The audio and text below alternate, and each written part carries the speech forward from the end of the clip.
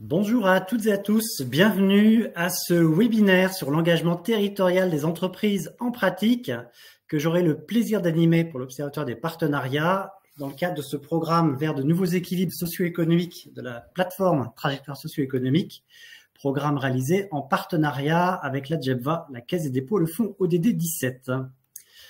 Alors, quelques éléments de contexte pour introduire cette notion de modèle socio-économique. Ce qui est constaté depuis plus d'une décennie, c'est que quel que soit finalement le mode d'organisation, chacune s'interroge par rapport à l'ampleur des transformations systémiques sur son modèle d'organisation, son modèle socio-économique.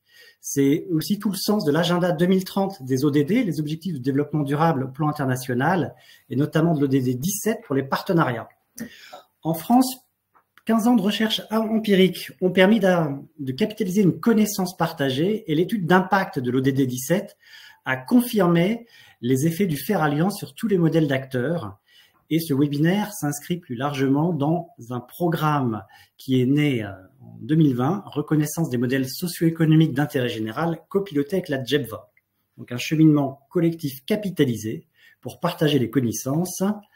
Et aujourd'hui, le webinaire s'inscrit dans le cadre d'un cycle qui s'appelle Vers de nouveaux équilibres socio-économiques.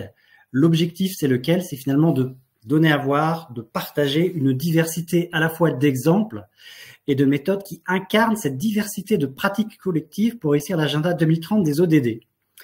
Aujourd'hui, c'est le 15e webinaire qui s'intitule Cap 2030 vers l'ODD 8, l'engagement territorial des entreprises en pratique, que l'on est ravi d'organiser en partenariat avec l'ORS. Concrètement, comment se sont passées ces deux phases de cheminement collectif? Une première phase a été pédagogique finalement, de 2020 à 2021, qui a consisté à avoir une focale sur les éléments majeurs des composantes d'un modèle socio-économique, à savoir les talents, les financements, les dynamiques d'alliance. Et depuis 2022, la dynamique se poursuit dans une logique élargie à l'écosystème et notamment l'écosystème qui prend en compte une diversité de profils d'acteurs, de domaines d'action et d'échelles de territoire.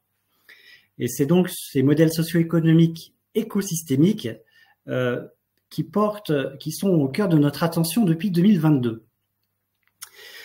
Aujourd'hui, trois temps principaux vont au menu du webinaire. On va ouvrir avec une mise en perspective de regard croisé avec l'ORS et le rameau, poursuivi par la boussole l'ODD 8 avec une diversité de profils d'acteurs, une bonne part implantée en Nouvelle-Aquitaine. Et on ouvrira également sur les actualités du mois au niveau de l'engagement très riche des entreprises. Lydie, sans plus attendre, sur la partie territorialisation et transition, Lydie, donc Lydie Récorbet, vous êtes chargée de mission engagement social et sociétal à l'ORS. Je vous invite à nous partager votre regard sur les besoins en compétences et les impacts sociaux. Merci Yann, merci Charles Benoît pour cette invitation. Je suis ravie de vous retrouver après les travaux dont vous avez brièvement retracé le cheminement, les travaux qui ont été les nôtres pendant 2 ans et qui ont abouti à ce guide sur le faire alliance, coopérer efficacement, les méthodes du faire alliance entre associations, collectivités territoriales et entreprises. Donc voilà, pratiquement 1 an après, ça me donne l'occasion de vous dire où nous en sommes, nous, à l'ORS. Alors, outre le fait de continuer à promouvoir ces bonnes pratiques, à favoriser l'interconnaissance des acteurs et ce cycle de webinaires que nous poussons auprès de nos membres, on est l'occasion et on verra des acteurs tout à l'heure témoigner et prendre la parole. Nous avons fait depuis 1 an un de nos chevals de bataille, celui de la compétence et de la montée en compétences en vue de favoriser la transition écologique. Pourquoi je vais mettre l'accent là-dessus, et ça va peut-être plus donner l'occasion à l'ORS de faire un plaidoyer que de faire un bilan, c'est parce qu'en réalité, les travaux que nous avons faits avec le rameau sur les questions de territoire sont venus inspirer d'autres travaux que nous conduisons avec nos adhérents, et notamment un groupe de travail sur la question de la formation et de l'acquisition des compétences de demain. Et fort de ces réflexions, même si l'objectif de ce groupe de travail, c'est de pourvoir les membres d'un guide méthodologique, on s'est dit à un moment donné qu'il fallait qu'on se pose et qu'on publie une note d'enjeu sur l'acquisition de ces compétences. Donc, la note d'enjeu s'intitule « Comment forger les compétences de la transition juste ». Pourquoi? Parce que force est de constater qu'il fallait battre le rappel, mobiliser les acteurs et insister en effet sur le fait d'avoir une lecture territoriale pour accompagner et monter en compétences et préparer et réussir la transition écologique. C'est dans ce sens, en fait, d'ailleurs, que le gouvernement c'est tout le sens de la feuille de route qu'il a rendue publique en termes de stratégie nationale en début d'année. C'est même dans ce sens que va le dernier avis du CESE adopté hier, qui parle de mobiliser les acteurs du travail et de l'emploi pour réussir la planification écologique.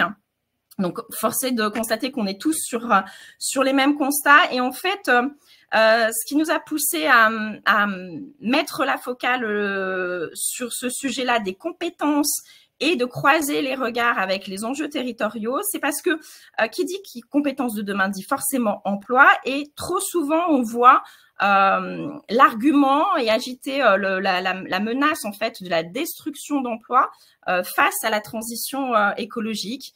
Les agriculteurs dont on a entendu parler récemment en sont un exemple, et c'est un vrai sujet, mais il y a d'autres exemples dans l'industrie. Or, nous, à l'ORS, nous croyons et donc nous plaidons pour une transition juste, c'est-à-dire effectivement sur la base que la transition écologique ne pourra être réussie que si elle est accompagnée socialement, car c'est comme ça qu'elle sera acceptée et qu'elle sera en juste, et nous pensons que cela est tout à fait possible. Donc c'est vrai que des métiers sont appelés à disparaître et d'autres donc à être créés dans le cadre de cette transition écologique qui est nécessaire. Et ces métiers, de fait, il faut pouvoir les concevoir dès à présent, les identifier, donc les compétences qui seront nécessaires afin de former les personnes et les salariés qui seront nécessaires. Or, la formation, ça prend du temps en réalité. Quand on parle de formation, les plus courtes sont de 6 mois, parfois 1 an. Parfois, il y a des métiers qui nécessitent 3 ans d'expertise et d'apprentissage. Ça veut dire aussi que pour ces collaborateurs, ces citoyens, il faut intégrer les parcours de formation, les identifier avant cela, et encore avant cela, ça nécessite pour les acteurs de la formation, pour les entreprises, pour les employeurs, de construire de ces formations, parfois même de former les formateurs. Donc, vous voyez que tout ça prend du temps. Or, on est face à une urgence écologique. La difficulté pour ces acteurs, c'est pas qu'ils ne sont pas tant mobilisés que ça, c'est surtout qu'en termes de gestion prévisionnelle des emplois et des compétences, JPEC, qu'on appelle maintenant gestion des emplois et parcours professionnels, peu importe les acronymes, eh bien, ça réside dans le fait d'identifier ces métiers de demain qui seront nécessaires en 2030 et en 2050. C'est un exercice de prospective qui mêle à la fois des expertises économistes, RSE, environnement, et RH. Alors, comme par hasard, les 3 piliers du développement durable, pour rappel. Mais donc, ça nécessite que les acteurs doivent se parler. Pour se parler, il faut se connaître. Et évidemment, se connaître, c'est plus facile quand on est dans la proximité. Donc, vous me voyez venir. Là, on retrouve des sujets qui sont chers à nos travaux au Rameau et à l'ORS. Et puis, nous, ce sur quoi on voudrait aussi beaucoup insister par rapport à ces messages qu'on entend souvent qui sont récurrents de destruction de l'emploi, c'est pas tant de parler de destruction d'emploi que de transformation de l'emploi, en fait, sur lequel il faudrait mettre l'accent. Le gouvernement, à l'heure actuelle, est en train d'assister évidemment sur les métiers du BTP. Un plaquiste, par exemple, il va être nécessaire qu'il acquiert de nouvelles compétences ou des compétences complémentaires sur la base de celles qu'il a déjà. En termes d'isolation, pour pouvoir choisir les meilleurs matériaux, pour pouvoir mieux conseiller le client. On parle aussi beaucoup des métiers du transport. Le BTP et le transport, c'est des métiers qui sont en fait peu valorisés, donc déjà en tension, et qui en plus auront un fort impact en termes de poids carbone et de réduction de gaz à effet de serre. Mais les métiers du transport, si on réduit l'aviation, si on développe les transports en commun, notamment tout ce qui est ferroviaire, si on développe aussi les vélos, on parle beaucoup de circuler à vélo et de mobilité douce, ça nécessite que les métiers de maintenance, par exemple, qui existent déjà dans l'aérien, puissent, par exemple, basculer de plus en plus vers d'autres secteurs qui sont appelés à se développer, qui seraient le transport maritime, fluvial, ferroviaire, etc. Donc, c'est ce sur quoi nous, on veut porter l'accent. Et on prend d'ailleurs un petit peu, on est un peu plus large que le ministère de l'écologie en ce sens, parce que la liste des métiers verts et verdissants, elle dépasse pas les 150 métiers. Nos directeurs développement durable sont ravis de savoir qu'ils ne font pas partie de la liste alors qu'ils prônent les questions environnementales dans leurs entreprises. Mais prenons le métier des achats, par exemple, faire attention aux produits que vous sourcez, ça va forcément être des métiers qui vont évoluer. Les métiers de juristes, dans le cadre de certification environnementale, vont évoluer. Les métiers de comptable, pour essayer de faire, de mettre en valeur au même titre que le poids financier, le bilan comptable d'une entreprise, vont être amenés à évoluer, vont être des compétences très recherchées. Prenons l'exemple de crèches, par exemple, dans lesquelles vous placeriez vos enfants. Eh bien, vous seriez peut-être plus attentif à des crèches et à du personnel qui sera attentif aux produits qu'ils utilisent. Donc, vous voyez, chacun à son échelle, les métiers vont être amenés à prendre des connotations. Et nous, c'est le message qui nous intéresse de prôner. Et là, on refait le lien. Et on est raccord avec le ministère de l'écologie, de la transition écologique, on est raccord avec le CESE, c'est que, encore une fois, les territoires, notamment quand on parle de transition écologique, seront d'autant plus au cœur du sujet. Pourquoi ?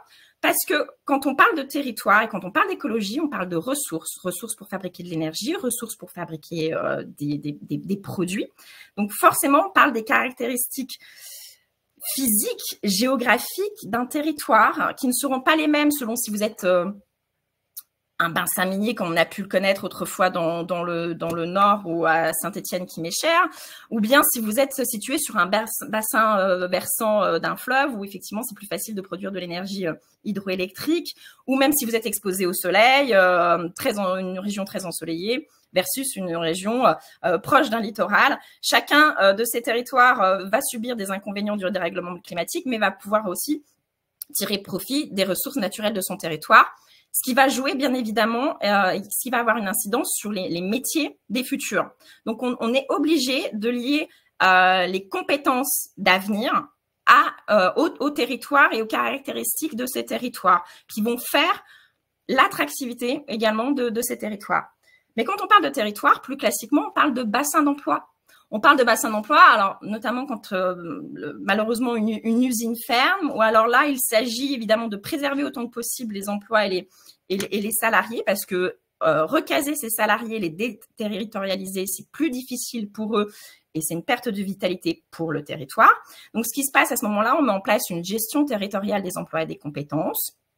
Un bien grand mot pour dire qu'on fait appel à ses petits copains, donc à tous nos partenaires et tous nos réseaux partenariales pour être force d'innovation et permettre à des collaborateurs de basculer d'un emploi à un autre, de sécuriser autant que possible leurs emplois et leurs formations. Donc, ces dispositifs, ils existent déjà. Et dans la transition écologique, il faudra les faire jouer à plein et le plus en amont possible, c'est-à-dire dès à présent, pour pouvoir être en capacité de mutualiser les expertises afin de pouvoir identifier les compétences qui vont évoluer, dont on aura besoin à l'horizon 2030-2050, afin de pouvoir aussi mutualiser les formations.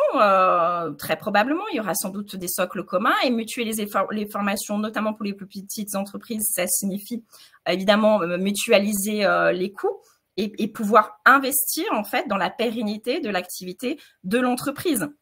Donc là aussi, quand on parle de territoire et qu'on parle, nous, dans nos travaux et dans l'innovation qu'apporte la valorisation des partenariats, je crois que la valeur ultime d'un territoire, la création de valeur ultime d'un territoire, c'est quand même l'emploi. Et c'est vrai que cette transition écologique, rappelons-le, elle sera jugée pas tant que, enfin oui, à l'aune de son impact environnemental et des réductions et de l'adaptation qu'on aura réussi à faire, mais elle sera jugée à l'aune de son impact social, c'est-à-dire bien la création d'emplois, le maintien de l'emploi, la qualité de l'emploi, la qualité du travail, la qualité des conditions de travail, des conditions de rémunération, de partage de la valeur. Ça, ce sont des indicateurs forts. c'est d'ores et déjà des indicateurs qu'on suit, qu'on retrouve et qui seront exigés désormais, c'est la loi. C'est la transposition de la directive européenne sur le reporting de durabilité qui le veut. Et en France, ce sera à différentes échelles en fonction de la taille de l'entreprise, ce sera obligatoire dès 2025. Mais plutôt que d'attendre la contrainte réglementaire, moi j'invite toutes les entreprises à se saisir de cette opportunité, non seulement dans le cadre de la pérennité de leur activité, dans le cadre de la pérennité des emplois, donc dans le cadre de la pérennité d'un territoire, de sa vitalité, de son attractivité, et d'en faire bel et bien une opportunité. Le gouvernement est en train de travailler et de mettre en action et de mobiliser les acteurs, alors aussi bien les régions, les OPCO, les branches professionnelles, les CCI, on parle bien d'acteurs dans les territoires, France Travail sur toute la maille nationale et régionale, le GRETA, les missions locales, l'éducation nationale évidemment et l'enseignement supérieur. Donc on voit bien que ça y est, les acteurs sont en ordre de marche, en tout cas ils sont sollicités, mais que les choses iraient beaucoup plus vite si ces mêmes acteurs au niveau des territoires se mobilisent et prennent à bras le corps le sujet. Encore une fois, on est persuadé que la transition écologique ne sera réussie que si c'est aussi une transition sociale réussie, et pour qu'elle soit juste, elle passera nécessairement par les territoires, comme je viens de vous le démontrer.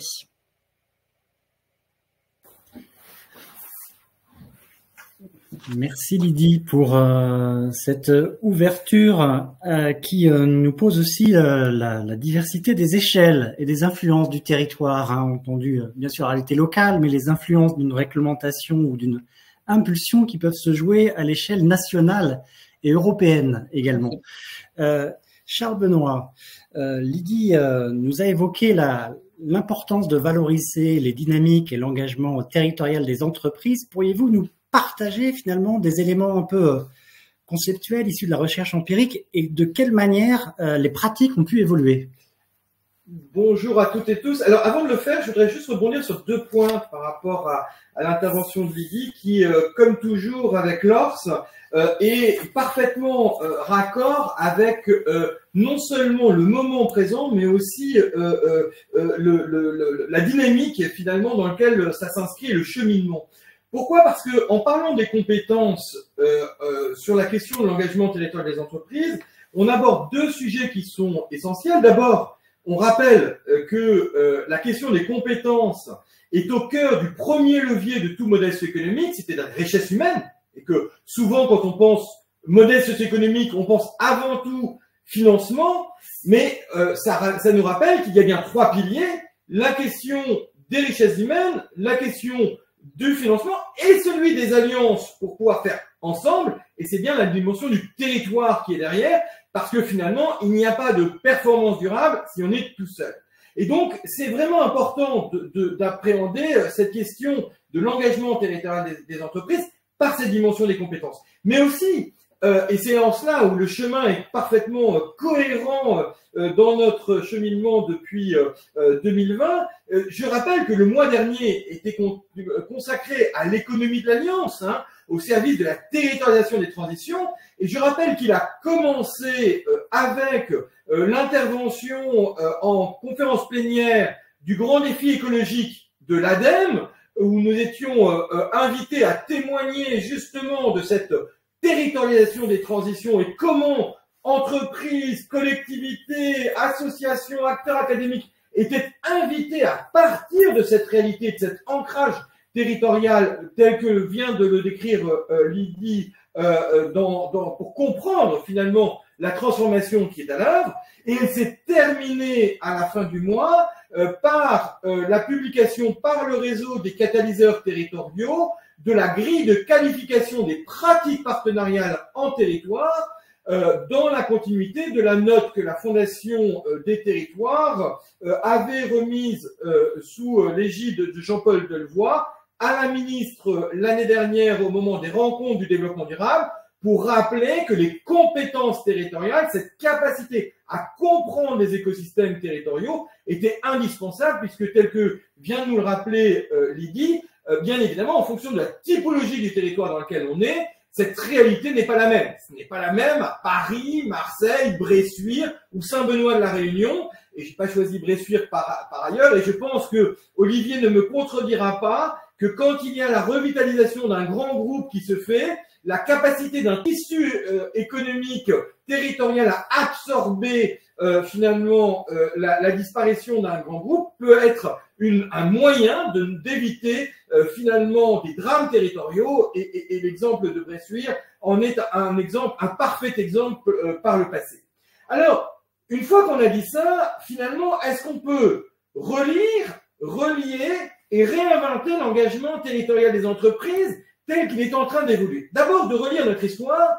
Finalement, l'engagement partenarial est un très bon indicateur de cet engagement territorial des entreprises. Pourquoi? Parce que si on retrace l'histoire, la première étude qui avait été menée par l'Observatoire des partenariats autour des entreprises avait montré qu'en 2009, 26% des entreprises mettaient en place des partenariats dits sociétaux pour justement co-construire des dynamiques. C'était monté à 36% en 2015 et on pouvait se réjouir de cette progression finalement de 10 points, mais l'étude d'impact entre 2018 et 2022 nous a montré que les pratiques d'entreprise sont passées à 57% aujourd'hui. Donc, la charge de la preuve, elle a changé de camp. En 2015, c'était encore, il faut être innovant, il faut être précurseur, il faut être pionnier pour lancer ces dynamiques finalement partenariales. Aujourd'hui, une entreprise qui ne serait pas dans ces dynamiques serait bien évidemment en retard par rapport à son écosystème, puisque 57% des entreprises françaises ont au moins un partenariat dit sociétal.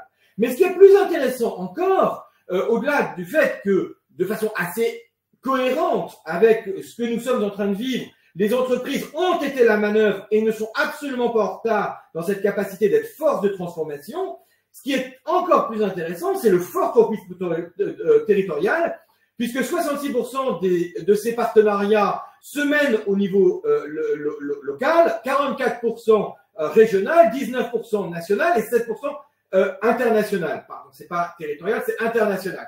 Eh bien, on voit bien que quelque part, les entreprises qui pratiquent cette dynamique-là, finalement, articulent les échelons territoriaux et que l'échelon prioritaire, c'est justement l'échelon local tel que vient de le décrire Lydie.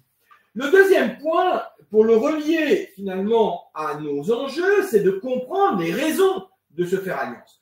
Or, finalement, quand on regarde ce qu'on a appelé le carré magique des objectifs, c'est-à-dire finalement quels sont les enjeux de mobilisation, les enjeux de performance d'une entreprise et quelles sont les dynamiques internes et externes qui se jouent, on arrive à voir que quelque part, les pratiques partenariales répondent aux principaux objectifs des entreprises, que ce soit au niveau de leur chaîne de valeur, de leur modèle socio-économique, de leur proposition de valeur ou au niveau de leur positionnement. Et presque de manière très cohérente, finalement, les pratiques des entreprises accompagnent cette dynamique-là. C'est-à-dire que 54% des entreprises pratiquent les partenariats de pratiques responsables pour améliorer leur processus. Il n'y a plus de stratégie aujourd'hui de développement durable en interne pour soi-même. Les stratégies RSE, elles sont bien évidemment avec son écosystème et c'est ce que démontre ce taux de partenariat de pratiques responsables. Le deuxième élément dans la montée en maturité, c'est cette capacité à finalement faire un modèle socio-économique dans lequel je vais intégrer d'autres partenaires pour qu'ensemble nous puissions avoir une proposition de valeur plus forte. Et là, dans l'équilibre économique que cela peut produire entre acteurs de différents statuts, je reviendrai notamment dans un instant sur la question des joint ventures sociales, eh bien, on voit bien qu'on va être dans une capacité à transformer son modèle socio-économique, à être capable de créer plus de valeur ensemble parce que les modèles sont différents. Ensuite, et lorsque la maturité peut être encore plus grande, c'est la question finalement de l'innovation partenariale. Comment on va inventer ensemble des solutions qui ne peuvent, des produits et services qui ne peuvent exister que parce que les acteurs sont différents. Et enfin, dans une logique finalement de positionnement, de partage de cette valeur dont on parlait, eh bien évidemment, pour favoriser son ancrage, comment est-ce qu'on peut contribuer au développement finalement de son territoire. Mais on voit, et c'est ça qui est très intéressant, que de plus en plus les entreprises relient leur partenariat à ces objectifs stratégiques et, comme nous l'avons vu, d'un point de vue extrêmement territorialisé, c'est-à-dire pour s'adapter aux besoins, aux capacités, aux fragilités et à leurs propres ressources territoriales. Alors, qu'est-ce que ça nous permet de réinventer? Alors, c'est très intéressant parce que lorsqu'on regarde, lorsqu'on remet en perspective cette capacité à concilier performance et engagement, à hybrider son modèle économique, à accélérer l'innovation sociétale, voire à co-construire le projet de territoire, eh bien, on voit finalement la diversité des exemples qui sont derrière. Je vais en citer 8, mais je vous invite à regarder la base Impact Alliance, où plus de 1200 exemples inspirants sont recensés et chaque mois, nous en ajoutons de nouveaux, parce que, en fait, dans tout domaine, sur tous les territoires, par tous les acteurs, cette dynamique-là se fait. Alors, prenons l'exemple des PME d'une part, et puis l'exemple de démarche collective d'autre part, et vous verrez que le choix de la boussole de l'EDD8 ce mois-ci n'est pas complètement par hasard et pas plus que le fait d'avoir choisi la Nouvelle-Aquitaine. D'abord, l'exemple de PME extrêmement innovante dans cette capacité à réinventer l'engagement territorial des entreprises, en partant de la conciliation de performance et engagement. On peut citer le coprésident du groupe de travail Ors Le Rameau, dont parlait Lydie tout à l'heure, Luc Bélière, avec Annabelle Group à Montargis, qui a commencé d'abord par finalement rentrer dans cette dynamique-là. Et puis ça l'a amené ensuite à se dire, et si ensemble, entre les entreprises, on testait un programme d'écologie industrielle et territoriale et créer une association de pairs à Montargis, Pairs C3C, pour faire ensemble finalement ce que Annabelle Group avait testé. Et puis après, l'envie du territoire a été encore plus grand en créant un PTCE, le PTCE social, pour co-construire avec les acteurs publics et les acteurs associatifs, les structures d'insertion par l'activité économique, les acteurs de solidarité et de mobilisation des citoyens, finalement une réponse commune du territoire. Et puis aujourd'hui, une fondation territoriale est en train de se créer pour justement répondre ensemble sur ce sujet-là. Donc on voit très bien comment est-ce que partir de la conciliation de sa propre performance et son engagement a des effets extrêmement importants sur le territoire. Si on prend l'exemple de l'hybridation des modèles économiques, on peut prendre l'exemple historique de nos amis d'ARES, structure d'insertion par l'activité économique bien connue, qui a été les pionniers des joint ventures sociales, qui a créé avec Logins, qui a créé Accence avec Accenture, qui a créé justement comment petites et grandes structures de modèles différents, structures d'utilité sociale pour une part, structure économique classique pour l'autre, finalement puissent inventer des solutions hybridées qui permettent finalement à consolider les modèles socio-économiques de chacun. On peut parler aussi au niveau des PME de la capacité à accélérer l'innovation sociétale avec le numérique, par exemple comme Wonos, qui a créé la Fondation Voltaire, puisque en ayant inventé un service en ligne de formation à la maîtrise de l'orthographe et de l'expression, de se dire, mais ça, l'éducation nationale aujourd'hui s'en saisit, mais comment on le rend pour les plus fragiles d'entre nous? Comment on invente un autre modèle? Parce que le modèle économique de la prestation de services et le modèle économique, pourquoi? Pour les plus fragiles d'entre nous, pour les territoires les plus fragiles et les publics les plus fragiles, ne peut pas être le même. Donc comment on l'invente ensemble? Cette dynamique-là est bien évidemment extrêmement inspirante. Et puis, enfin, et tout à fait par hasard avec les intervenants d'aujourd'hui, mais on peut citer sur Bressuire, dont je parlais tout à l'heure, le laboratoire Sciences et Nature, qui, depuis sa création même, a été ce lien entre l'économie et l'intérêt général et les trois piliers du développement durable dont parlait Lydie tout à l'heure, c'est-à-dire à la fois les femmes et les hommes, et je crois d'ailleurs, mon cher Olivier, que tes parents constituaient eux-mêmes presque assemblage et hybridation du développement durable entre leurs profils respectifs, et puis le lien avec la nature, le lien avec l'économie, pour construire ensemble finalement ce qui est aujourd'hui un des fleurons, puisque je crois me souvenir que vous avez été qualifié de pôle de développement durable par Jean-Louis Etienne, qui a dit « J'ai vu le pôle Nord, j'ai vu le pôle Sud et j'ai vu le pôle de développement durable, il est à Bressuire ». Donc on voit bien que nos PME aujourd'hui finalement sont à la manœuvre. Et je dis nos PME, mais j'aurais pu dire nos TPE, nos ETI, nos grands groupes. On voit bien que finalement ça touche tout le monde, mais nous avons voulu choisir 4 exemples de PME pour bien montrer que ce n'est pas réservé à quelques-uns, mais que c'est bien tous les acteurs économiques français qui sont aujourd'hui en capacité de rentrer dans cet engagement territorial des entreprises. Et puis, je voudrais juste étendre cette logique-là à la capacité de co-construire des démarches collectives. On peut penser à nos amis de la Fédération des entreprises de propreté qui ont été les pionniers de la RSE sectorielle des entreprises de propreté et qui ont intégré dès le départ cette dynamique de l'ancrage territorial dans la capacité de réussite. Il y aura la semaine prochaine les résultats du jury du prix de cette année. On voit bien la pertinence, le lien, l'interconnexion finalement entre l'entreprise et son territoire, et que lorsque c'est tout un métier, toute une fédération qui se mobilise ensemble, eh bien, on peut lever ensemble des freins qu'aucun ne peut faire seul. On peut dire la même chose sur l'hybridation des modèles socio-économiques avec nos amis du groupe La Poste. Et là, pareil, l'intervention que vous entendrez tout à l'heure n'est pas complètement un hasard, puisque depuis 2008, nous avons la chance de suivre toute la réflexion stratégique que La Poste a menée sur ces logiques de partenariat territoriaux. On peut noter notamment l'Alliance Dynamique qui fêtera ses 10 ans le 6 juin prochain et dont on voit bien que cette capacité à co-construire ensemble de nouveaux modèles socio-économiques est un élément déterminant pour pouvoir justement apporter un service en territoire qui va mobiliser en fonction des acteurs du territoire, des besoins du territoire et des ressources du territoire. Concernant l'accélération de l'innovation sociétale, on peut bien évidemment citer le fonds I qui a l'initiative de l'expérimentation du fonds d'innovation AGD dans la mondiale dans le début des années 2010, a été avec la Caisse des dépôts, avec l'État, avec Carasso, avec Caritas, à se dire mais comment on va accompagner l'innovation sociétale, non pas simplement dans leur propre développement, mais dans leur reconnaissance de l'écosystème afin qu'ils soient en capacité finalement de rayonner partout. Parce que c'est bien d'avoir une innovation à Paris, Marseille et Lyon, mais c'est encore mieux lorsqu'elle va aussi à Langres, Montargis et Saint-Benoît de la Réunion. Et c'est bien ça le déploiement d'une innovation. C'est pas simplement dans quelques grandes villes ou quelques grandes métropoles, c'est bien la capacité d'irrigation totale.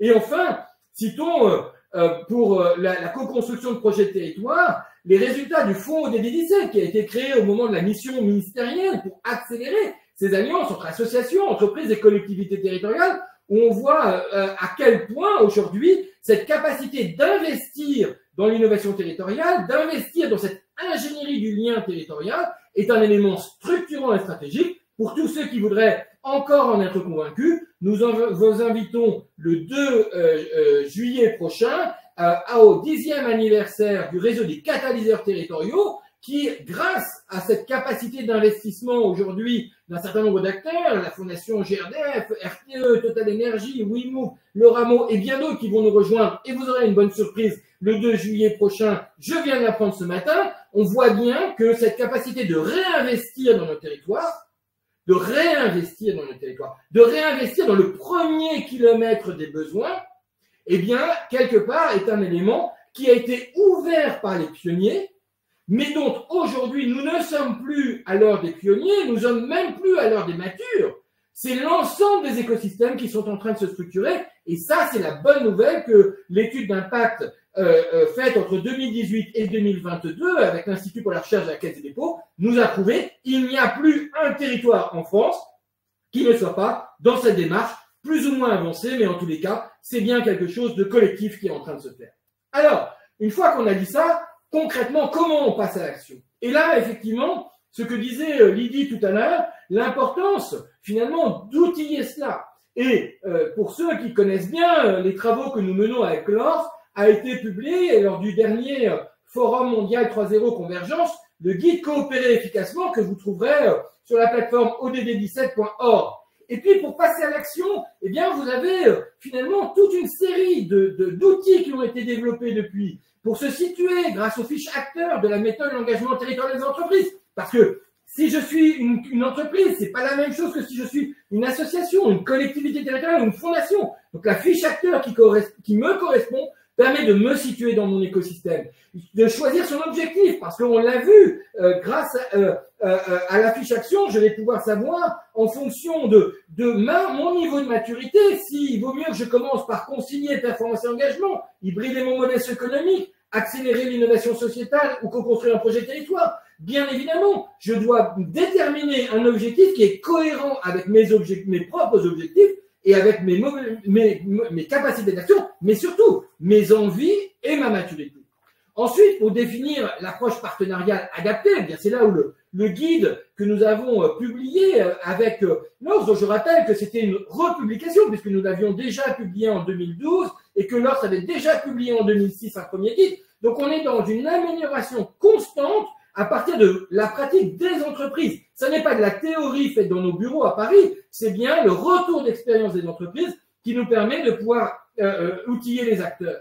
Le quatrième point, c'est comment j'identifie les dynamiques de l'écosystème dans lequel je suis. Mon domaine d'action, les profils d'acteurs, les territoires. Et là, les fiches repères de l'Observatoire des partenariats vous donnent la clé de voûte si vous voulez savoir sur une région, sur un domaine, un des 16 domaines de fragilité, un des acteurs. Finalement, qu'est-ce qu'il fait? Eh bien, ces fiches repères sont absolument essentielles.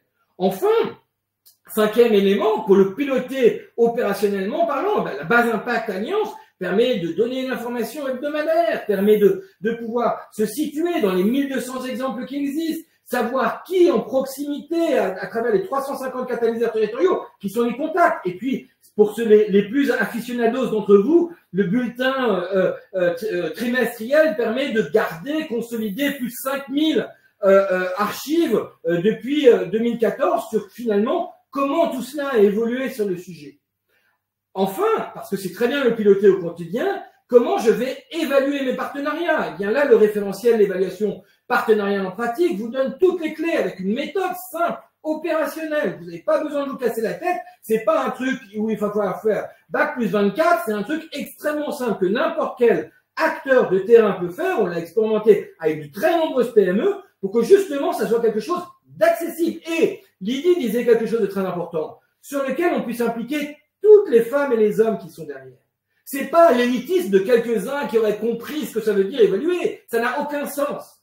C'est tout le monde est concerné. Donc nos systèmes d'évaluation, ça ne doit pas être des éléments complexes où il faut avoir fait bac plus 24. Ça doit être des éléments où chacun a sa juste place dans l'évaluation. C'est bien cette dynamique de l'évaluation partenariale en pratique dont les modèles opératoires ont été expérimentés dès 2010, modélisés dès 2015 et réactualisés par le référentiel de 2019. Et enfin, et j'insiste sur cette septième capacité, c'est comment on se projette dans les impacts attendus. Et là, je voudrais juste prendre le temps de rappeler que la matrice de trajectoire qui a été publiée l'année dernière, quelques semaines après le guide, nous donne et nous rappelle que la performance à 18 mois doit s'articuler à un cycle d'innovation et chaque cycle d'innovation, c'est 7 ans. Hein, c'est comme la nature. Il faut 21 jours pour une souris, il faut 9 mois pour une femme ou un homme, il faut 24 mois pour un éléphant, et il faut 7 ans pour un projet. Vous pouvez faire ce que vous voulez, vous pouvez essayer de tirer pour que ça pousse plus vite. Un cycle d'innovation, c'est 7 ans. Donc toute personne qui me dit « Oh, bah, je vais faire un cycle d'innovation, j'en ai pour 7 jours », vous voyez à qui il peut se prétendre être. En tous les cas, il faut qu'on retrouve le sens de l'innovation. Et puis le dernier point, c'est que je rappelle que les sociologues nous invitent à nous poser la question de nos temps sociologiques. Or, justement, si le temps de l'innovation c'est 7 ans, c'est pas un hasard, puisque chacun d'entre nous met 7 ans entre le moment où je découvre quelque chose et un moment où c'est un acquis. Et il n'est donc pas surprenant que les cycles de confiance soient de 28 ans, c'est-à-dire de 4 saisons de 7 ans.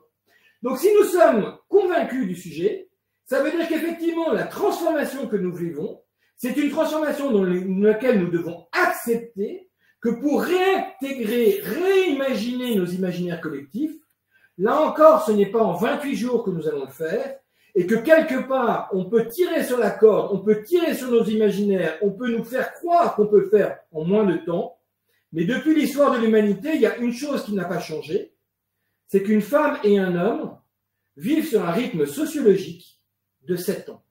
peut-être qu'en revenant sur le bon sens, peut-être qu'en revenant sur ce qu'est l'humanité dans son action au quotidien, eh bien, on pourra comprendre que parce que nous sommes dans l'urgence d'agir vite, il nous faut agir bien et donc articuler une capacité de trajectoire à 18 mois pour être performant, à 7 ans pour être innovant et à 28 ans pour créer de la confiance. Tous les acteurs qui sont autour de la table aujourd'hui ont compris l'importance de la valeur du temps dans ce qu'ils mènent et c'est peut-être pour ça qu'ils sont innovants là où d'autres voudraient simplement l'être. Toutes les conditions aujourd'hui sont réunies pour pouvoir agir ensemble en territoire en fonction des objectifs, des moyens, de la maturité et des envies de chacun. Et je rappelle que le territoire, c'est 3 choses. C'est l'intérêt général à portée de main, ce que je me sens capable de faire. Les jeunes nous l'ont dit, redit, re-redit, et je vous invite à regarder l'étude exploratoire Jeunes et territoires 2050. Deuxième point, c'est un lieu d'expérimentation. Avant de dire j'ai trouvé la solution, encore faut-il que ça s'invente quelque part et non pas hors sol. Et enfin, et peut-être le plus important, c'est un lieu de confiance où on peut accepter de prendre le risque de l'autre différent de soi et où, dans ce cadre-là, on peut dépasser l'entre-soi pour faire de l'entre-tous. Et c'est là où l'entre-tous devient l'intérêt général. Merci Charles Benoît pour cette mise en perspective très précise et argumentée. Ravi de vous entendre nous repréciser finalement ces bonnes nouvelles de l'accélération, de la proximité, de la diversité des formes et de la méthode qui existe pour les mettre en pratique. Et ça tombe bien parce que justement par le terme de diversité et de proximité, c'est tout le sens des témoignages que l'on va s'apprêter à entendre. Comment c'est structuré finalement, il y a une focale sur le rôle des entreprises au service de l'ODD 8, c'est-à-dire l'emploi décent, la croissance économique, autrement dit le développement socio-économique des territoires. Vous allez découvrir une focale avec une diversité d'exemples et d'initiatives, notamment en région Nouvelle-Aquitaine, portée par une diversité de profils d'entreprises. Dans quel ordre de passage on va avoir le plaisir de les entendre? On va tout d'abord écouter la vision de La Poste Group, donc la branche courrier-colis au sujet des enjeux de cette grande entreprise à maillage territorial, avant la déclinaison locale de l'établissement de Saint-Atlantique, comment finalement ça s'incarne les pratiques ancrées en grande proximité, avant d'entendre le laboratoire Sciences et Nature nous partager les pratiques innovantes de cette ETI reconnu au sein de son territoire de confiance de Bressuire, au nord des Deux-Sèvres, et la Fondation territoriale de la Vienne va mettre en exergue la dynamique collective qu'elle incarne. Donc voici le menu de nos témoignages, et avant de laisser la parole à notre premier témoin au pluriel duo, je vais présenter en quelques mots qui ils sont. Donc, on a le plaisir, ravi de vous accueillir, Bénédicte et Denis. Donc, Bénédicte Gernert, vous êtes responsable de l'animation RSE territoriale et performance sociétale au sein de La Poste Group, au niveau du siège. Et Denis Grélin, vous êtes directeur d'établissement de l'établissement de Saint-Atlantique. Et donc, pour chacun d'entre vous, une question. Bénédicte, vous allez nous dire finalement quelle est la place de l'engagement territorial par rapport à la politique nationale RSE de votre groupe. Et Denis, vous allez nous illustrer comment ces actions se déclinent localement. Je vous laisse entre de très bonnes mains. Bénédicte et Denis, c'est à vous. Rebonjour à tous et à toutes. Donc déjà, l'entreprise La Poste, c'est une grande entreprise, vieille entreprise qu'on connaît très mal. Donc quelques slides très rapides pour vous dire que c'est une entreprise qui est 100% publique au service de l'intérêt général et qui est très attendue par la France et les Français, évidemment dans tous les territoires. Et en continuité bien sûr de nos missions de service public, mais au-delà de ça, depuis 2021, on a défini le fait qu'on était une entreprise à mission et on s'engage pour être une entreprise engagée et engageante. C'est une entreprise qui s'est beaucoup transformée, on le voit sur cette slide, et qui repose sur 4 grandes branches. Denis et moi sommes dans la branche service courrier colis. qu'on verra tout à l'heure. Qu'est-ce que ça veut dire être une entreprise à mission? C'est d'avoir une raison d'être, et vous regarderez dans la raison d'être qu'on est une entreprise de proximité humaine et territoriale. Ça, c'est vraiment une base pour nous, et qu'on est au service de la société tout entière, hein, et qu'on a un objectif donc de croissance rentable et responsable pour réussir ensemble notre transformation, comme le disait un de nos intervenants.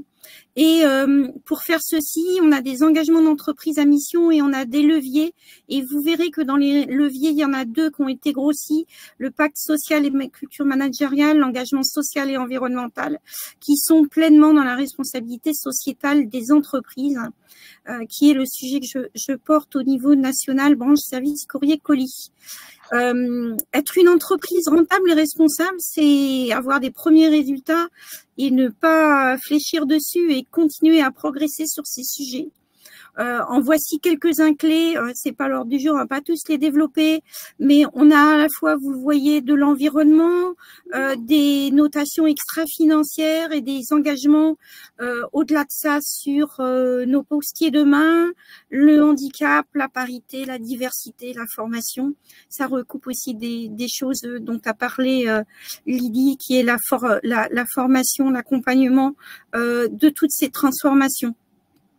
Nous, à la branche service courrier colis, on est le premier réseau de proximité humaine. On parcourt 70 fois par jour, on fait le tour de la Terre. Vous voyez ici aussi des exemples de services qu'on fait.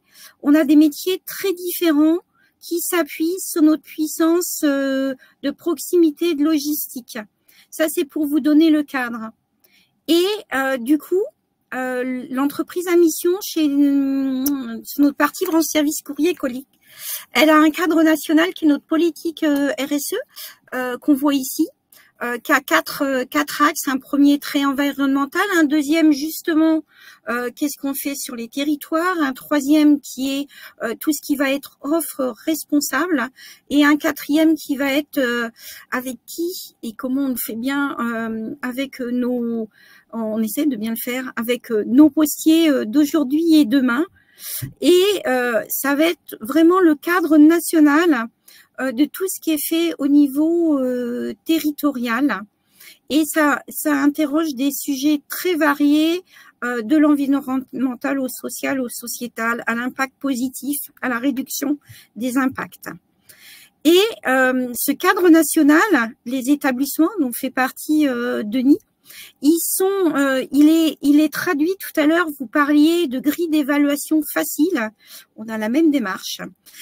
Comment un domaine aussi vaste de la RSE, on l'a vu sur la page précédente, si je devais tout développer, ça prendrait pas mal d'heures. Comment il est traduit au niveau mon écran est trop sensible. Comment il est traduit au niveau des établissements? Il est traduit par une sorte de RSE score qui est à la maille de notre organisation régionale, établissement et multisite. Et il va guider les postiers opérationnels, hein, parce qu'on est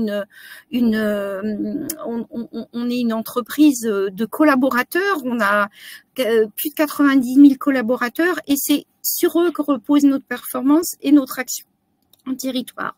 Et cette grille, elle va à la fois définir des choses incontournables. Chacun doit éco-conduire, chacun doit faire des éco-gestes énergie, etc., etc. Et elle donne un cadre à des opportunités d'initiatives, d'action territoriale, d'innovation territoriale, des quick wins et des choses plus longues, ce qu'on appelle nous nos bonnes pratiques ou nos initiatives. Et voilà ce que Denis après va vous illustrer. Et ce RSE Score, il permet à la fois de donner du sens, d'entraîner, d'être déjà fier de ce qu'on fait et de pousser à aller plus loin, et partout sur tout notre territoire. Donc nos fameux 2300 sites à la BSCC, voire un peu plus, mais voilà ce qui donne un petit peu un reflet. Et du coup, sur les territoires, ça nous permet grâce à ce RSE Score, de donner un cadre sur qu'est-ce qu'on peut faire sur l'économie circulaire et solidaire, qu'est-ce qu'on peut faire sur la rémunération d'espaces verts, qu'est-ce qu'on peut faire en lien avec le secteur de l'éducation, pour appuyer aussi la transformation des jeunes. Qu'est-ce qu'on peut faire sur l'emploi inclusif? Qu'est-ce qu'on peut faire pour soutenir des associations à partir de partenariats, de temps de travail solidaire? Qu'est-ce qu'on peut faire sur participer, comme d'autres partenaires de la société, à des temps forts de solidarité et santé? Comment on accompagne les secteurs adaptés et insertion? Comment on travaille avec le ESS? Comment on travaille aussi à faire que ça bouge en région avec tous les clubs entreprises qui peuvent exister ou les clubs de collectivité? Et voilà notre cadre. Et notre cadre, c'est aussi tous les moyens qu'on se donne. Alors j'ai mis un petit peu des partenariats ou des marges qu'on a pour être une entreprise engagée engageante. Et puis comment en interne on mobilise pour faire savoir et pour surtout dire celui qui tient le même poste que moi, là, il l'a déjà fait. L'autre directrice d'établissement, elle l'a fait, donc je peux le faire. Donc avec des guides de bonnes pratiques qui inspirent et puis qui donnent un mot d'op pour aller encore plus vite. Même si j'ai bien entendu l'histoire du temps long. Et du coup, je passe la parole à mon collègue Denis, qui va vous illustrer sur son bel établissement. Merci Bénédicte, bonjour à toutes et à tous et merci de cette invitation. Effectivement, alors, la Poste, très grande maison et très ancienne, qui fonctionne en réseau mais qui laisse beaucoup d'autonomie en fait aux établissements justement pour prendre la main sur ces sujets-là et décliner toute la politique nationale, l'électrification du parc de véhicules, notre politique de diminution de nos émissions de carbone, le faire au niveau local, dans une maille plus petite et surtout beaucoup plus en proximité avec les acteurs locaux. Alors, sur Saintes, par exemple, en fait, tout a commencé par une initiative de la communauté d'agglomération qui organise régulièrement des petits déjeuners qu'ils appellent les espressos, ESS presso, avec un jeu de mots très très bien trouvé, et qui permet en fait de se rencontrer entre professionnels, entre entreprises, mais aussi associations, collectivités qui œuvrent dans le ESS, la RSE, enfin, au sens un petit peu large. Et du coup, la plupart des actions là que je vais vous montrer rapidement sont issues de rencontres faites à cette occasion-là avec ces acteurs vraiment locaux. La première action, enfin celle peut-être dont on est la plus fière en fait, est issue des rencontres que l'on a pu avoir avec des associations qui travaillent dans l'insertion, avec alors à l'époque c'était Pôle Emploi, maintenant c'est France Travail, ou avec la mission locale, et qui nous ont permis en fait de mettre en place des PMSMP, donc des périodes de mise en situation en milieu professionnel. C'est quelque chose qui n'était pas dans notre culture à la Poste. On accueillait des CDD ou des intérimaires, ça marchait pas, mais on n'avait pas cette culture de la découverte. Et du coup, en fait, là, en l'espace de quelques mois, on a ainsi pu mettre en place plus de 70 parcours de ce type, de 15 jours, qui est vraiment une découverte pour des personnes en recherche d'emploi ou en décalage un petit peu avec le monde professionnel, et qui leur permet pendant ces 15 jours, non pas d'être de la chair à canon pour une entreprise, puisqu'ils sont toujours en doublure, donc ils ne sont pas productifs, mais ils découvrent un métier et surtout ils découvrent si cela leur convient et ça peut permettre de remettre un pied à l'étrier. De ces 70 parcours, on a fait une trentaine à peu près de CDD, de quelques mois à presque un an maintenant pour certains d'entre eux. Et il est très probable que dans les mois à venir, certains d'entre eux débouchent sur des CDI. Donc c'est une très belle initiative. Et ça nous a permis aussi de rencontrer donc la dynamique des entreprises s'engagent à laquelle on a adhéré, puisque désormais on fait partie donc sur la place de Saintes des entreprises moteurs dans ce sujet-là. Ces premières rencontres en entraînent d'autres en fait. La Poste est partenaire au niveau national de la politique de la ville et au niveau local justement comme l'établissement de Saintes s'était manifesté et présenté comme un acteur majeur. J'ai eu le plaisir justement de pouvoir travailler, assister à toutes les réunions et produire aussi des initiatives et des idées dans le cadre du contrat de ville. Mais j'ai aussi le plaisir de signer il y a 15 jours.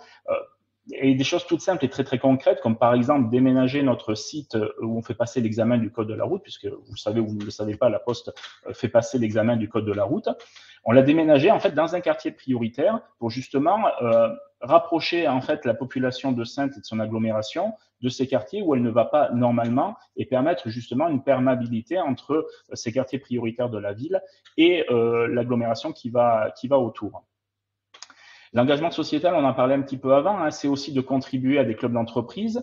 Alors moi j'ai choisi parce que sur Saintes il était particulièrement actif de rejoindre le DCF, mais c'est aussi être un partenaire majeur du pôle innovation de Saintes. Donc c'est une émanation de la communauté d'agglomération qui accompagne des startups qui travaillent dans l'innovation. Donc de donner du temps, un petit peu d'énergie et d'accompagner ces créateurs, ces futurs créateurs de richesse. Et du coup, aussi de susciter l'intérêt d'autres partenaires comme là une radio locale en fait, qui justement s'interrogeait sur la politique et sur les actions RSE de la Poste à Saintes et qui m'a permis de les expliquer et de passer un très bon moment.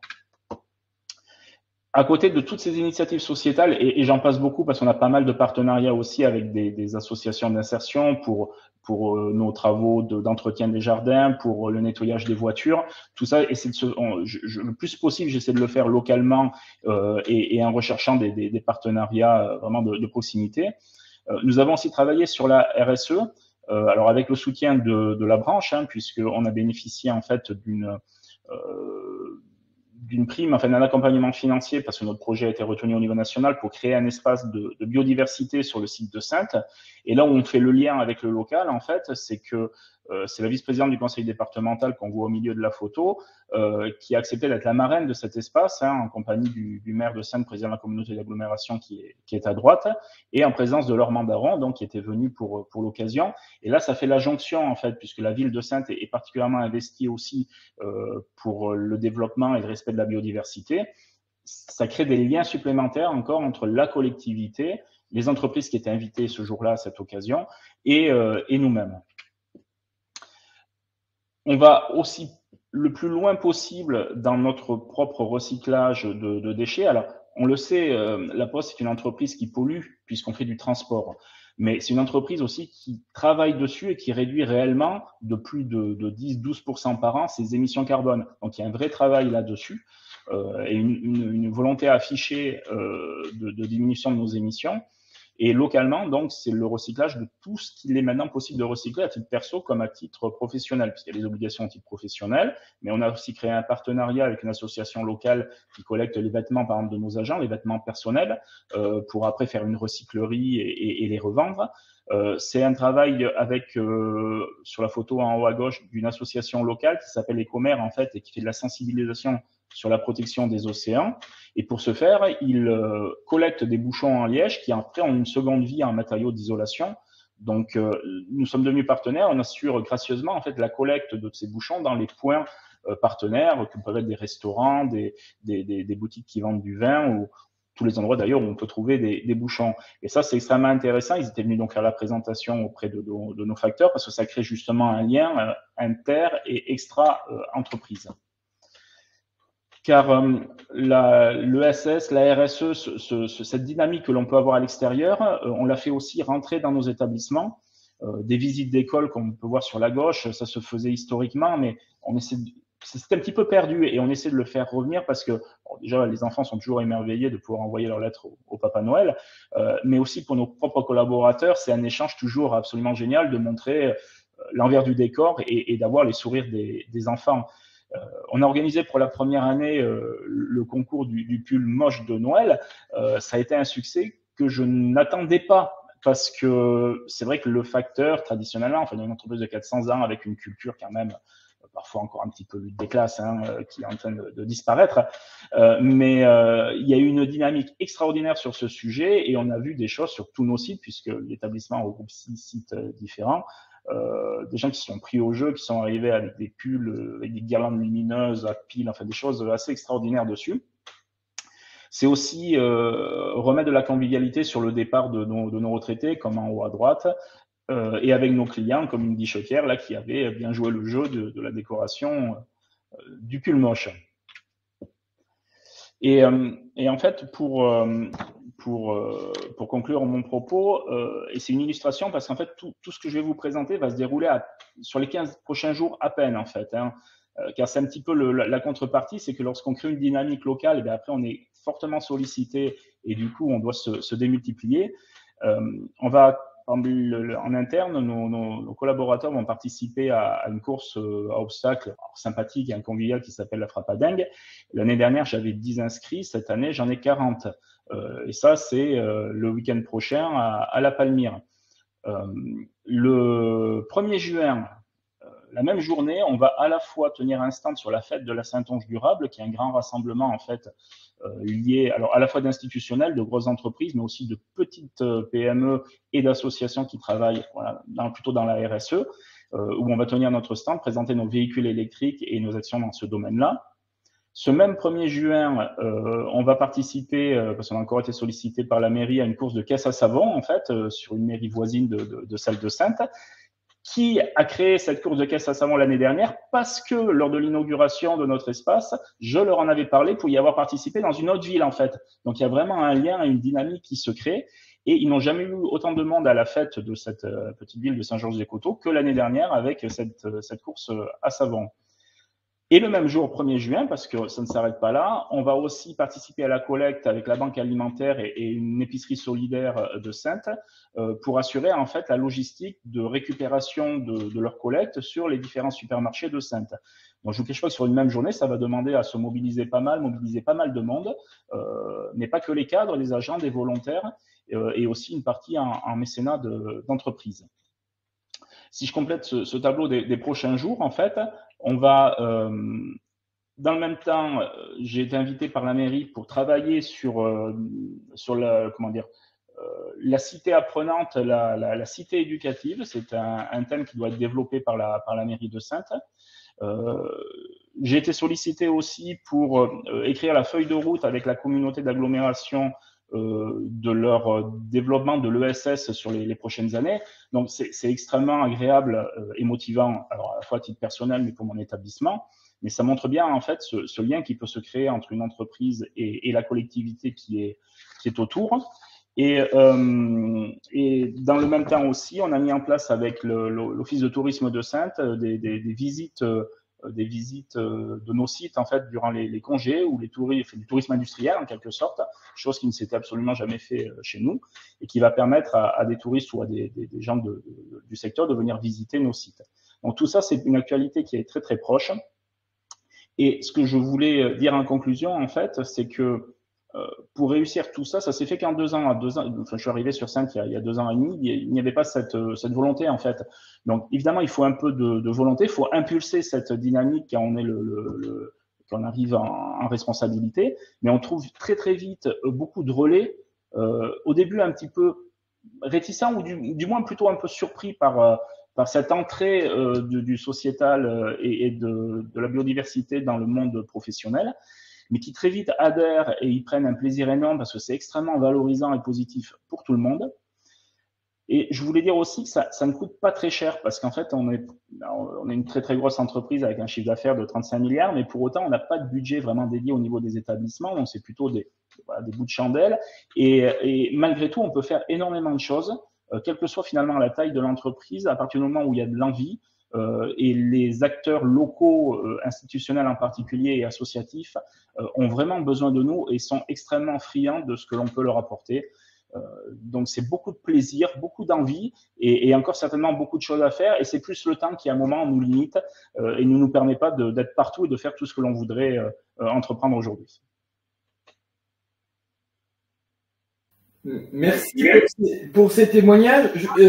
Je voudrais avoir 3 rebonds très très rapides. D'abord, je pense que vous avez régalé et nos amis de l'Ors et nous-mêmes. Parce que souvent on nous pose dans ces questions-là les grandes entreprises versus les PME. Vous nous avez montré qu'on peut être une très grande entreprise, la plus grande entreprise à maillage territorial française, et pourtant être en proximité et en simplicité. Et ça, je trouve que c'est vraiment important. C'est pas une question de taille, c'est une question, et vous l'avez rappelé, d'ancrage, de lien avec son entreprise. Le deuxième élément qui, moi, me frappe beaucoup et qui résonne vraiment avec les travaux qu'on a pu mener sur l'alliance dynamique avec la Poste, Quand on a fait l'évaluation des 1500 partenariats territoriaux liés à l'Alliance Dynamique, 70% d'entre eux, un peu plus de 70%, étaient en lien avec les grands axes nationaux et 70% étaient en lien avec l'axe territorial. Mais ce qui est très intéressant, c'est que si on comparait les 30% de l'axe territorial avec les priorités territoriales telles que les citoyens et les élus locaux le faisaient, telles qu'ils avaient été étudiés dans l'étude d'impact du Faire Alliance en France, il y avait une corrélation exacte.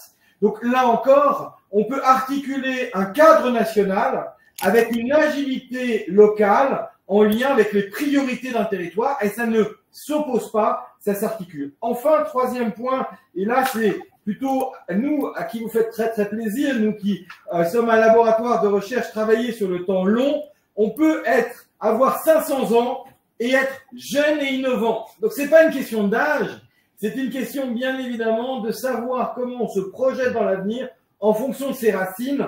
Et donc, bien évidemment, on peut gérer vraiment cette logique de l'immédiateté avec le temps long, et ça ne s'oppose pas, là aussi, ça s'articule. Enfin, et je voudrais faire un scoop, puisque vous nous y avez invité, puisque c'est le premier exemple très concret de territoire que vous avez présenté, le 13 juin, dans les jeudis de l'EDD 17, nous aurons le plaisir d'accueillir Sylvain Raymond, le directeur général du réseau des entreprises S'engage, et bien évidemment, toute cette dynamique qui a été lancée sous l'impulsion du président de la République en 2018, qui a pris son élan et grâce à une équipe de talents, les entreprises s'engagent. Plus de 90 000 entreprises aujourd'hui engagées partout sur les territoires. On voit bien que là encore, cette réalité, ce n'est plus l'apanage de quelques-uns, c'est vraiment l'apanage de tous, parce que, et vous venez d'en faire la démonstration, on peut être à la fois très rigoureux, avoir un cadre très précis, pouvoir mesurer ce cadre tout en étant très simple et très adapté avec l'envie de chacun. Et c'est cela où vraiment, pour nous, c'était très important d'avoir ce double témoignage parce que finalement, vous incarnez cette capacité à la fois avoir un cadre commun et une agilité locale. Donc, on ne peut pas opposer les deux. Il ne faut surtout pas continuer à avoir cette logique comme quoi certains seraient gros et pouvoir s'occuper des gros projets infrastructureux et d'autres sont petits et peuvent s'occuper de la proximité. C'est bien ensemble que ça fait sens et c'est ce que vous démontrez avec votre ancrage territorial. Et je voudrais juste finir que la thèse de l'une des vôtres, je pense bien évidemment à Anne-Valérie Crespo, qui est partie justement de ce retour d'expérience sur sa vie en tant qu'engagé territorial en Occitanie, dans les clubs territoriaux pour faire une thèse sur le sujet, qui vient de recevoir le premier prix de l'ADERS sur le sujet, montre bien là encore que la Poste, tant au niveau local que national, est dans cette préfiguration depuis 500 ans de ce qu'on est en train de vivre aujourd'hui. Donc oui, on peut attendre longtemps et être encore plus d'actualité. Merci de nous l'avoir rappelé. Merci beaucoup Charles Benoît et merci bien évidemment également à Bénédicte Denis pour vos témoignages respectifs passionnants et éclairants. Alors, sans le savoir, vous avez un certain nombre de points communs que je me garderai de dévoiler tout de suite avec notre prochain intervenant dans les actions. Olivier, ravi de vous accueillir. Donc Olivier Guilbault, co-dirigeant du laboratoire Sciences et Nature. Olivier, vous allez, je crois, avec aussi l'appui d'une vidéo, mettre en exergue votre entreprise et la dynamique de pratique innovante qu'elle a sur le territoire de Bressuire. La parole est à vous. Oui, bonjour à tous et merci pour l'invitation et la possibilité de partager, en fait, sans le savoir, des bonnes pratiques territoriales. Donc, heureusement qu'il y a des boussoles qui rassemblent toutes ces belles initiatives. Donc moi je suis le co-dirigeant d'un grand groupe très local. À l'échelle de la Poste, c'est beaucoup plus petit, mais c'est pour plaisanter en fait quand je dis grand groupe, parce qu'en fait nous sommes 250 sur le site à Noailles-les-Aubiers, donc au nord des Deux-Sèvres, donc complètement au nord de la Nouvelle-Aquitaine. Et en fait, je co-dirige avec mon frère une entreprise familiale qui est née en 1972 à un moment où les sujets les préoccupations d'écologie n'étaient pas forcément répandus dans l'ensemble de la population, on va dire, c'est réservé à quelques personnes, dont mes parents. Et Charles Benoît, tu le précisais, chaque histoire, donc il y a un homme et il y a une femme. Donc c'est l'histoire de Science et Nature qui a démarré avec ce pilier humain, effectivement, de la création d'entreprises sur la base de convictions qui était de proposer des produits sains et sécurisants pour l'homme et l'environnement en termes de produits d'entretien et de produits cosmétiques, avec une base végétale, donc des matières premières renouvelables qui font le lien avec la nature. Ça, c'est le troisième pilier, pour te paraphraser Charles Benoît, donc de l'entreprise. Et évidemment, avec un socle économique, parce que nous restons entreprise. Donc voilà, c'était les trois liens. Et nous développons donc nos richesses humaines à notre échelle sur le siège à Noailles-les-Aubiers, et également à travers un réseau de conseillères en vente à domicile, donc de 1500 conseillères qui distribuent les produits Body Nature, entretien cosmétique et bien-être, à travers un principe sociétal qui est innovant. Mais je crois que Yann, tu voulais passer une vidéo, tu me dis où je poursuis. Je pense que ce serait le bon moment. Tu as parfaitement introduit les éléments. Et Amélie, on va comme ça vivre aussi le quotidien de l'entreprise. À défaut de venir visiter ultérieurement, évidemment. Exactement.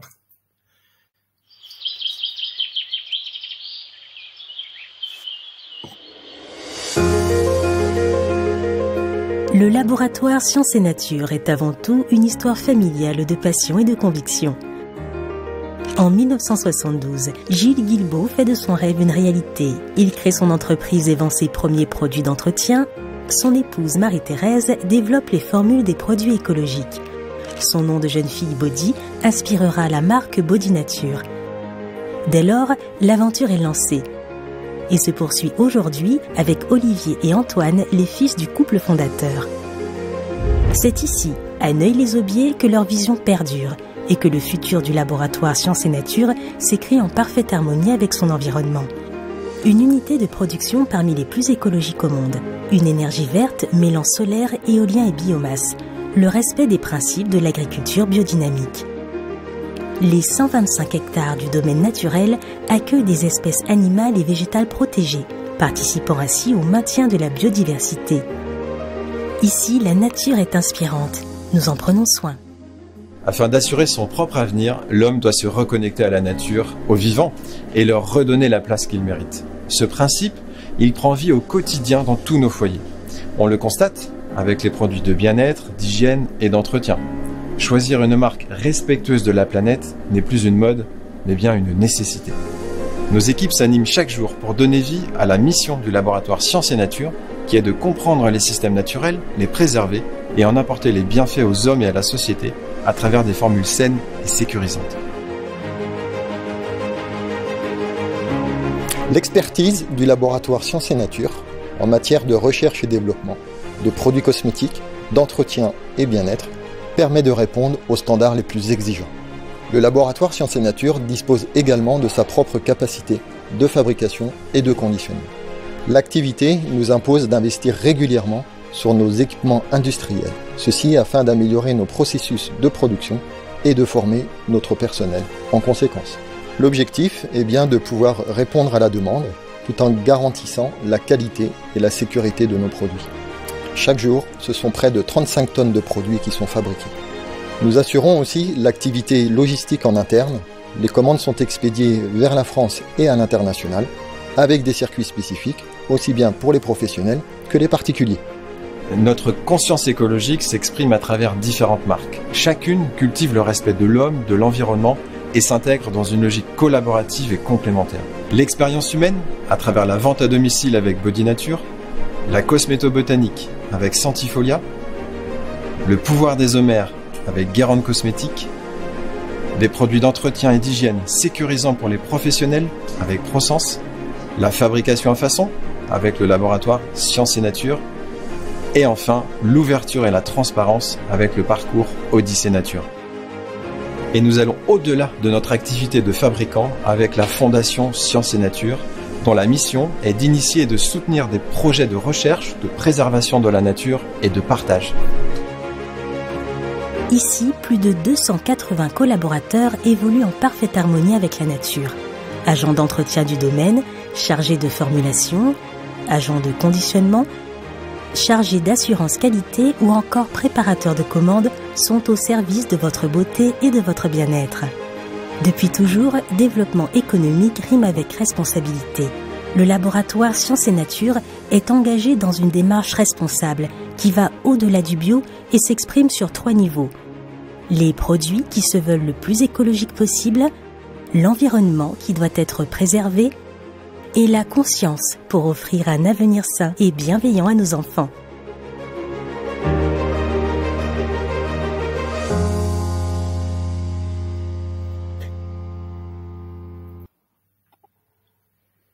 Après cette vidéo passionnante qui nous a permis de vivre, à défaut d'être physiquement présent avec l'entreprise et l'ADN, Olivier, je t'invite à nous partager les 2 exemples que tu souhaitais mettre en valeur. Alors, en fait, effectivement, c'est un des premiers exemples, et encore à nouveau, sur une logique de territoire. Charles Benoît, tu précisais la notion d'intérêt général, d'expérimentation et de confiance. Donc, au passage, ProSense vient d'être, on a un nouveau slogan qui s'intitule « Propreté d'intérêt général ». Donc, on retrouve une forme d'intérêt général à l'échelle de tout territoire, mais on intègre ces principes, y compris dans les produits.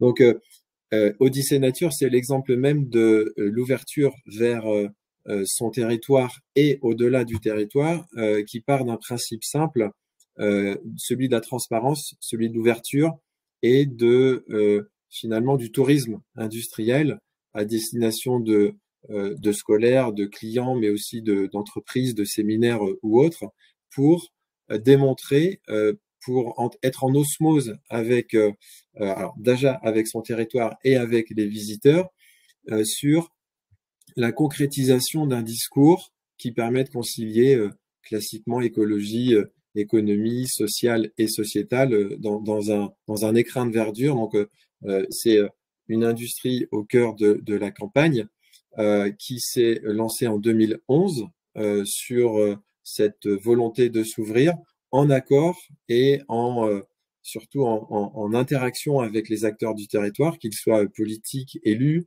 qu'ils soient professionnels du tourisme ou qu'ils soient hébergeurs, parce que seul, encore une fois, on peut accueillir du public, mais du public qui vient de régions éloignées, ça nécessite de l'hébergement, ça nécessite des capacités de restauration, et donc c'est un projet qui s'est fait avec l'ensemble des acteurs du territoire, de l'agglo de B, et Bressuire étant la sous-préfecture et au centre de ce territoire, pour en faire une belle histoire. Et finalement, l'Odyssée Nature n'existe que parce que on travaille avec l'Office de tourisme du Bocage bressuirais qui gère pour partie les réservations de groupes en essayant de leur trouver des logements, des possibilités de restauration, de voyage, et ça permet une interaction forte finalement avec l'ensemble du territoire, et ce qui m'a valu,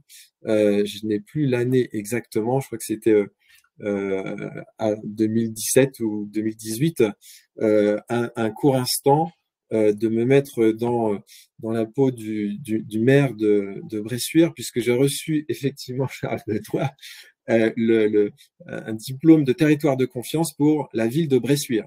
Donc j'étais représentant de cette ville à travers un exemple touristique territorial qui draine environ 3000 visiteurs chaque année entre avril et septembre, et qui reste ouvert à des visites en groupe ou des visites libres, donc à découvrir, et qui permet de finalement voir le cycle de vie d'un produit cosmétique, d'un produit d'entretien et de tout le périphérique, avec le côté chauffage, puisque 100% de l'énergie utilisée sur le site est décarbonée. On a 2 chaudières biomasse, il y a du photovoltaïque, donc on peut parler un petit peu d'énergie. on est sur un site qui est l'ancienne ferme de mon grand-père, donc on parle de biodiversité. On fait intervenir une association qui peut agrémenter la visite d'un véritable atelier de découverte de la biodiversité. On a l'axe évidemment recherche, puisque on a un laboratoire de recherche et développement, il y a 15 personnes, donc ça peut intéresser un public d'étudiants sur plutôt technique. Il y a la dimension industrielle et il y a la dimension auquel personne s'attend, qui est la dimension animale, avec des vaches, des moutons qui servent de tondeuse pour les sous-bois qui sont sur le domaine. Donc voilà, Odyssée Nature, une offre touristique en lien avec le territoire qui permet de s'ouvrir finalement et de ne pas rester seul sur son territoire. Donc ça, c'était un exemple qui existe depuis plus de 10 ans. Donc on a dépassé le stade des 7 ans. Donc on est dans notre deuxième saison. Et puis il y avait le deuxième exemple, Yann, peut-être, qui est emblématique, où là on est dans une logique un peu différente, qui est celle de répondre à une problématique d'emploi en tension sur un territoire, puisqu'en fait on fait partie de la Vendée élargie, de la Vendée dite militaire, où le taux de chômage est relativement faible, donc il n'y a quasi pas de chômage. Donc les ressources en main-d'œuvre sont précieuses, les richesses humaines, on les cultive, et la marque employeur, la marque territoriale, enfin toutes ces notions qui permettent d'attirer et de fidéliser les collaborateurs sont importantes, exacerbées, j'ai envie de dire. Et il y en a une en particulier pour les jeunes travailleurs, qui est la capacité de garde des enfants à travers des crèches. Et finalement, partant de ce constat, de discussion avec des voisins entrepreneurs, donc le groupe Millet qui fait des menuiseries, des portes, fenêtres, Wesco qui propose du mobilier pour les crèches, et Immeubles Célio rangement, 4 entreprises du territoire.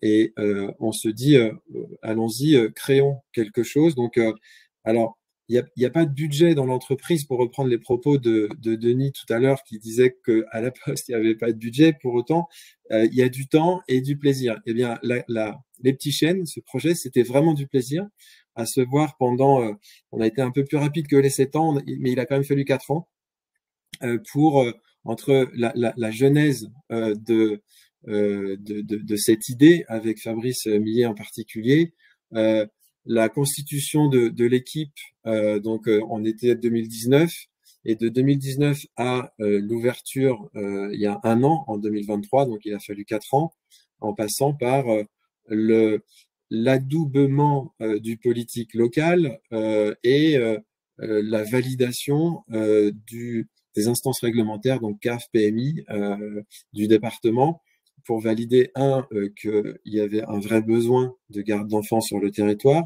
2, on n'entrait pas en compétition ou en lutte avec des structures existantes.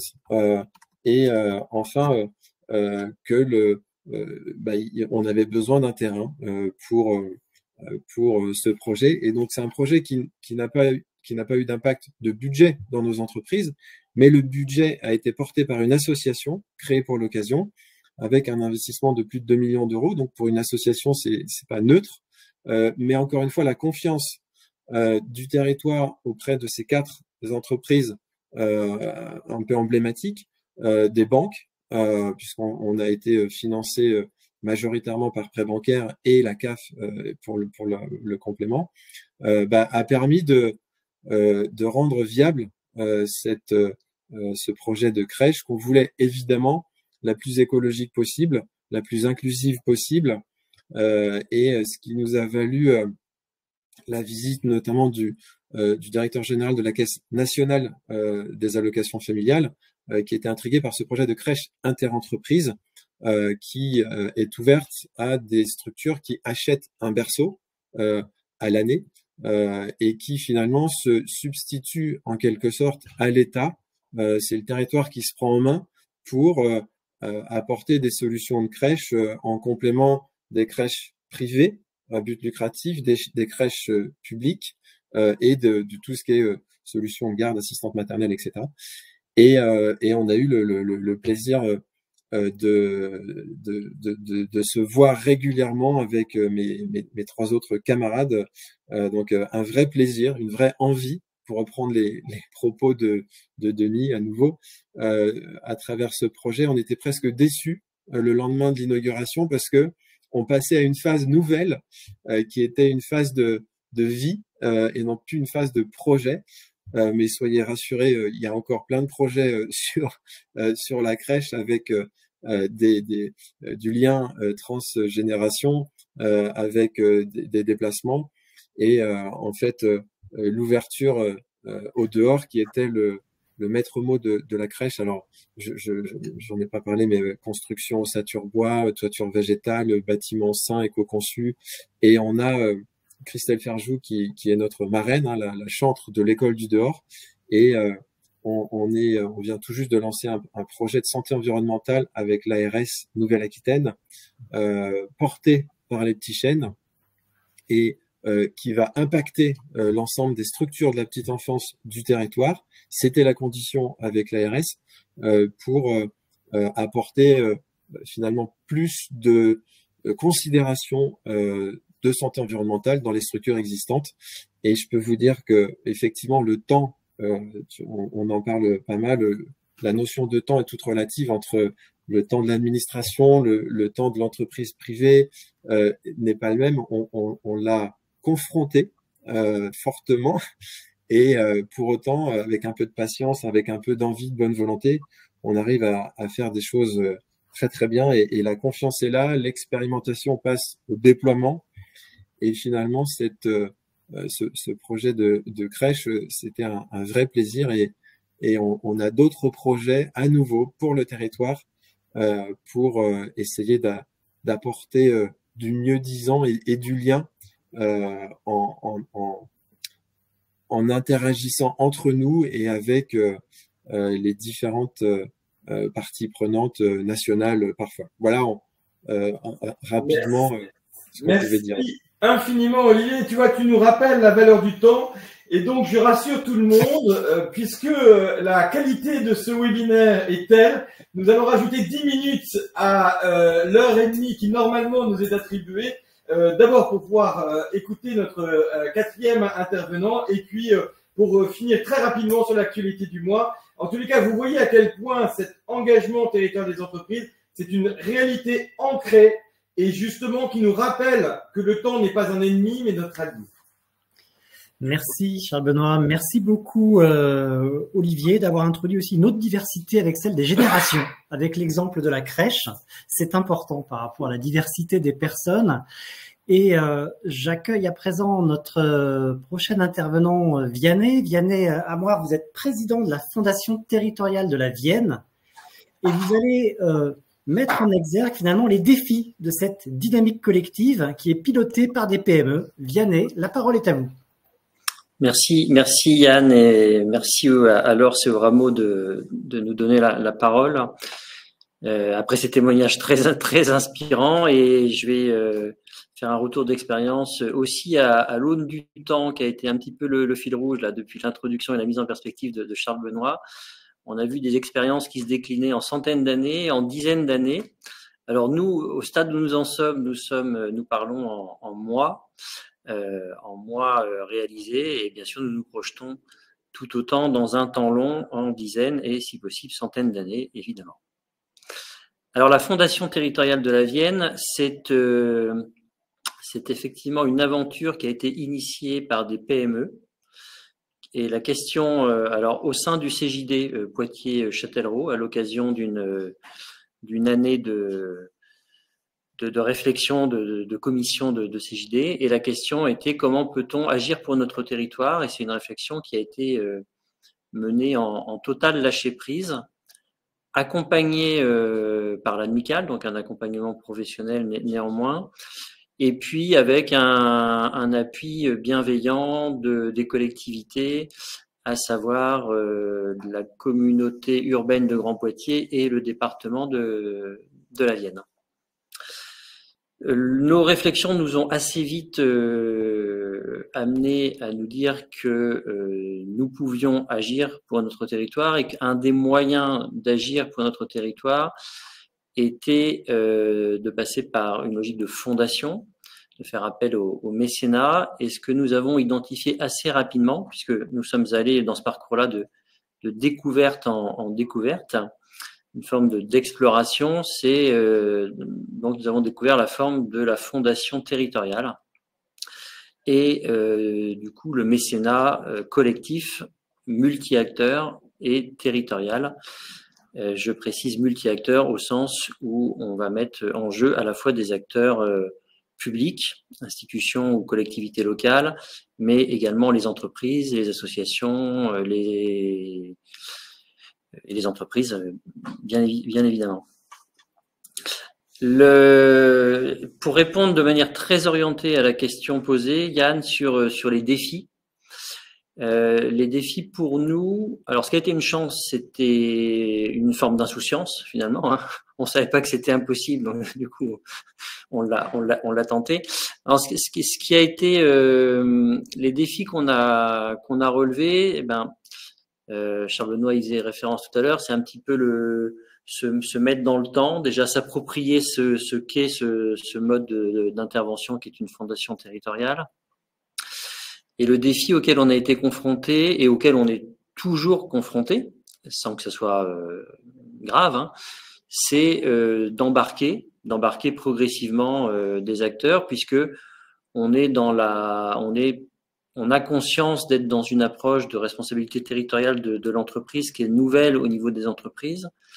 Le fait pour des PME d'intervenir sous forme de mécénat est aussi quelque chose qui est assez peu répandu. Au niveau national, on compte 9% des entreprises qui pratiquent le mécénat. En tout cas, c'est ce qui est tracé. Il y en a certainement un petit peu plus, mais enfin, c'est assez peu utilisé. Donc, on est confronté à la nécessité d'investir du temps à rencontrer les acteurs de notre territoire, les autres entreprises, pour leur présenter la démarche et les embarquer dans le projet.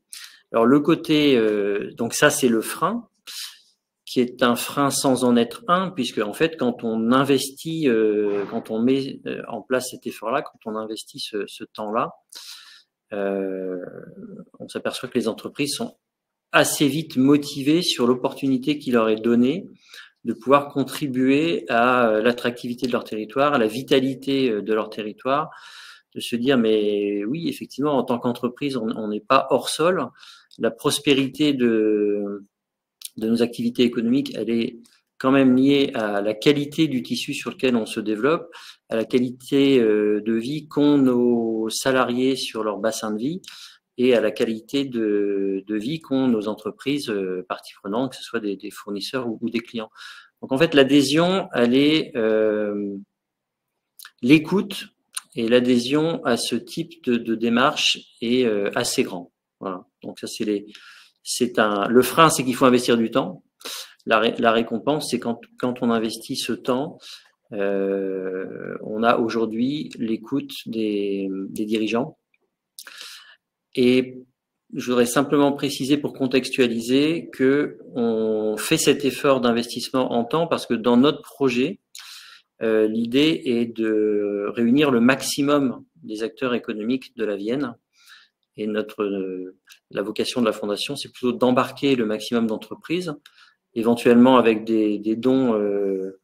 Il n'y a pas de petits dons, hein, mais des dons qui peuvent se compter en centaines ou en milliers d'euros. Ça fait sens pour nous puisque en fait, on a la conviction que quand une entreprise a pris en compte l'action transformatrice que peut avoir la fondation sur le territoire, si elle s'engage pour y contribuer, d'une certaine manière, il y a une forme de graine qui est semée et on a certainement transmis une part de notre conviction qui est que l'entreprise peut et doit être actrice de la qualité de vie sur son territoire.